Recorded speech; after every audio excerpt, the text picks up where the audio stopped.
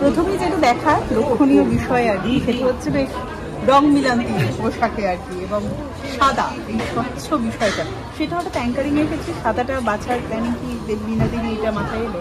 একটু যদি বলো সেটা নিয়ে। আমার সবসময় সাদার দিকে চোখ চলে যায় পোশাকের ক্ষেত্রে, তাই আমি কনসিয়াসলি এবার একটু অন্য রং বাছার চেষ্টা করছি। মঞ্চের জন্য আমার মাথায় সাদাই এসেছিল, যখন পুরো টিম সকলের সাথে আলোচনা হচ্ছে তো সহমত হয়েছে সেটার সঙ্গে। এবং আমার যে ডিজাইনার দেবশিলা রায়চৌধুরী, ওরাই এই কস্টিউমটি করেছে। ওরা একটা কোঅর্ডিনেটেড কস্টিউম করেছে, যেহেতু আমরা বাই চান্স মিলে যায়নি। হ্যাঁ, এটা বাই চান্স না, এটা কোঅর্ডিনেট করেই পাওয়া হয়। বাই চান্স করে এটা একদম কোঅর্ডিনেটেড প্ল্যান, সেইভাবেই কস্টিউমটা হয়েছে। এই যে আমি কস্টিউম নিয়ে যেহেতু কথা হচ্ছে, আমার প্রিয় খোপাটা আমি আজকে আবার করেছি, দেখাই। আমার প্রিয় বোন নিজে করে দিয়েছে।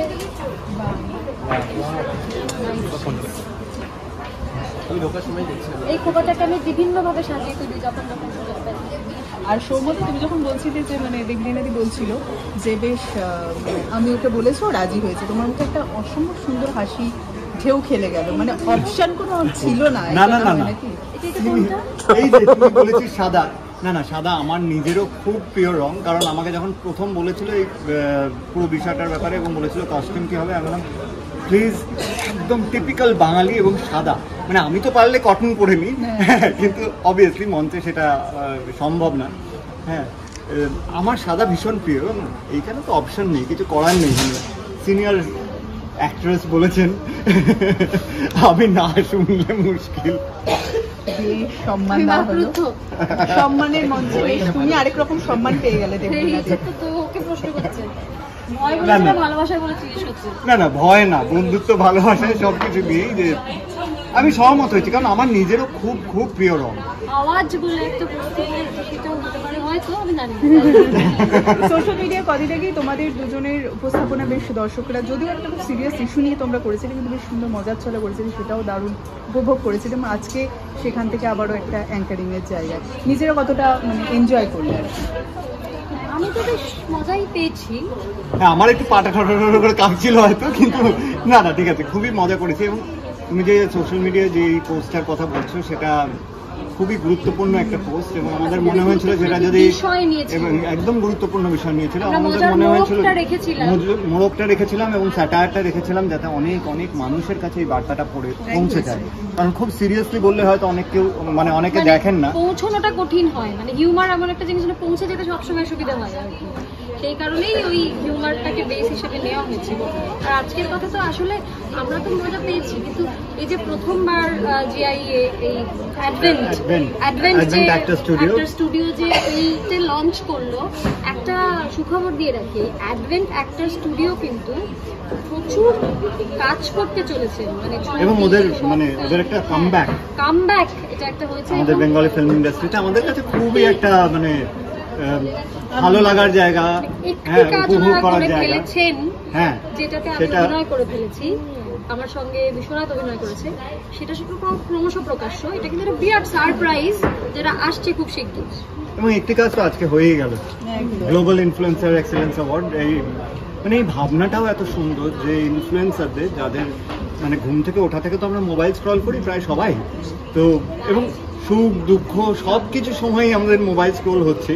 তো যাদেরকে আমরা এত ভালোবাসি তাদেরকে অ্যাকনলেজ করা, তাদের এই এফর্টটা, কারণ আমরা বুঝতে পারি তো মানে আমাদেরও এখন অভিনেতাদের কনস্ট্যান্ট একটা স্ট্রাইড থাকে যে আমাদের নাম্বার বাড়াতে হবে, এই করতে হবে ওই করতে হবে, কিন্তু এটা এত ডিফিকাল্ট একটা কাজ, আমি পেরে উঠি না।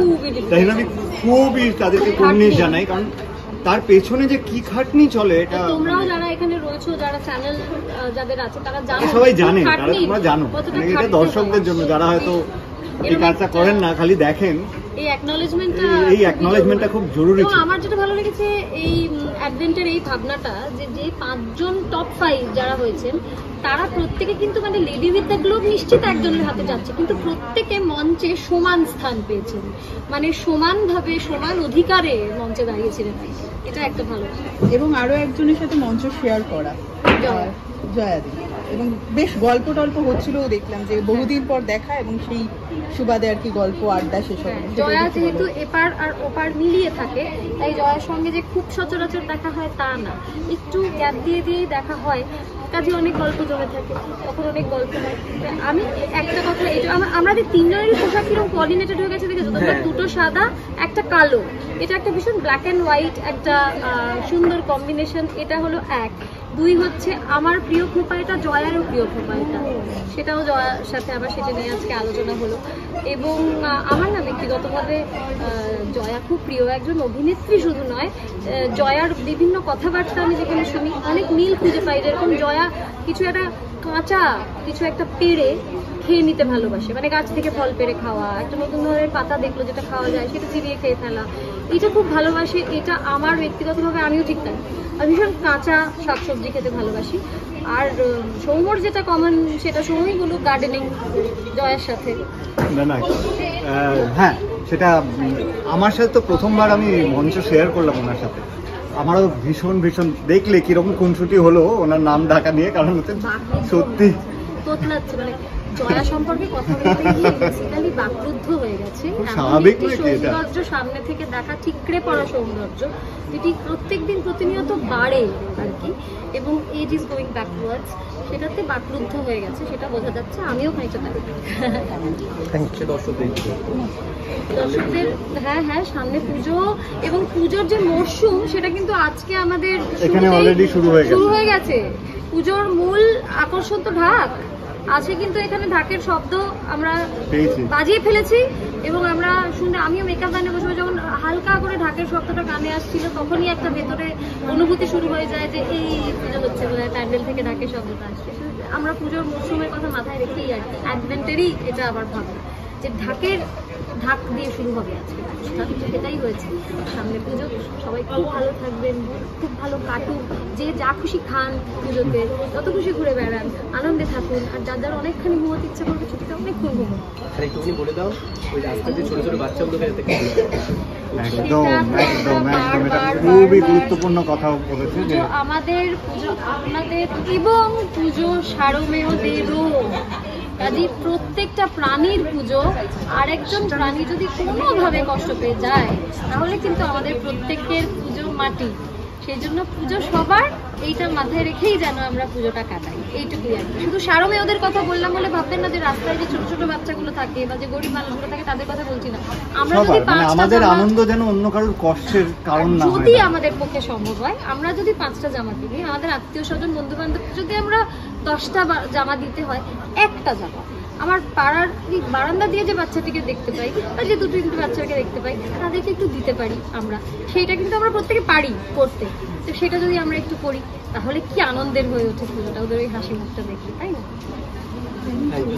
Thank you.